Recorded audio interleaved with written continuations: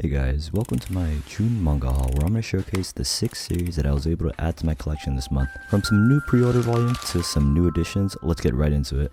The first series I got is a very popular manga series called Vagabond, and unfortunately I was only able to get volume 2 right now and volume 1 is still back ordered, so I can't start the series yet. Vagabond is a manga adaptation based on a novel that was written about Japan's most renowned swordsman, also known as the Sword Saint. He rose to become one of the greatest swordsmen with no desire other than to become invincible under the heavens. The story is about an enlightened warrior who slowly learns the importance of close friends, self-reflection, and life itself. I'm excited to try this series, but I'm also going to have to wait until next month before I actually get the first volume, so I won't be able to give my thoughts on it just yet. If you have the opportunity to buy this series, I've heard good things about it online, so I would recommend it to you. Next, I was able to get volumes 4 and 5 of the perfect editions of 20th Century Boys to continue my collection. These perfect editions have 2 volumes and 1 manga volume, and when you put all 11 volumes together on a shelf, you'll be able to see the final picture of the combined spines. The story follows a group of childhood friends who, as children, made a plan to take over the world, and now into their late 30s, a man who is claimed to be from their past has used those exact plans to cause chaos all across the world. 20th Century Boys does an incredible job of world building as it jumps from the present to the past, introducing a large number of memorable characters. My favorite part of this definitely has to be the mystery surrounding the evil villain simply known as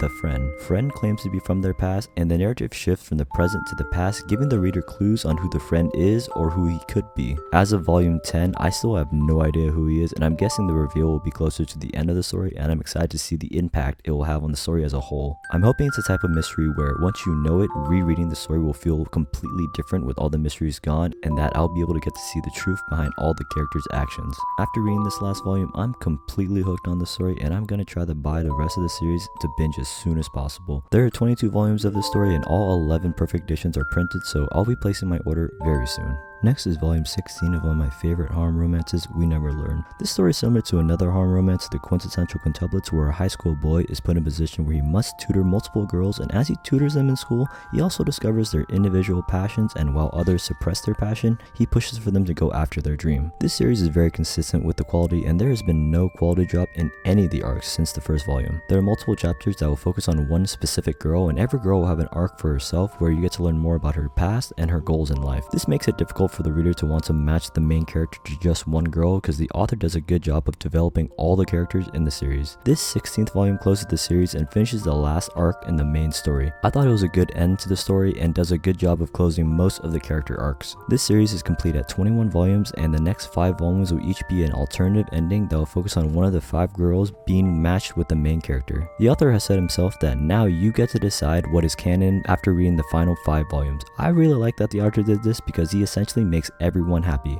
No ships are destroyed, and everyone gets to see how their favorite couple will pan out. If you're looking for a simple harem romance with little to no drama but great character development, I would highly recommend We Never Learn. Next, I finally got the 7th volume of A Tropical Fish Yearns for Snow, a slow slice of life series that revolves around 2 girls who find comfort in each other after years of loneliness. I have to say that this is an extremely slow progressing story that I would only recommend to those who enjoy slice of life stories that don't have a lot of action. This is a nice story that shows the slow character growth and relationship building between 2 high school students who are learning about the world around them as well as how they fit inside of it. Ever since meeting each other for the first time in the beginning of the school year, they've learned how important they are to each other, and they're growing in ways that they couldn't have if the other wasn't in their life. This volume shows the resolution of the drama that was happening between the 2 main characters, and while I'm definitely enjoying the series, the slow pacing is starting to make the story a little less interesting than it was in the beginning for me. There are only 9 volumes in the series, so I'm going to collect the last 2 volumes, and hopefully the ending will provide a nice closure for the series. Next is volume 5 of Spy X Family, one of my favorite ongoing manga series right now. A simple story that is filled with comedy and action, Spy X Family follows the Forger family where the dad is a spy,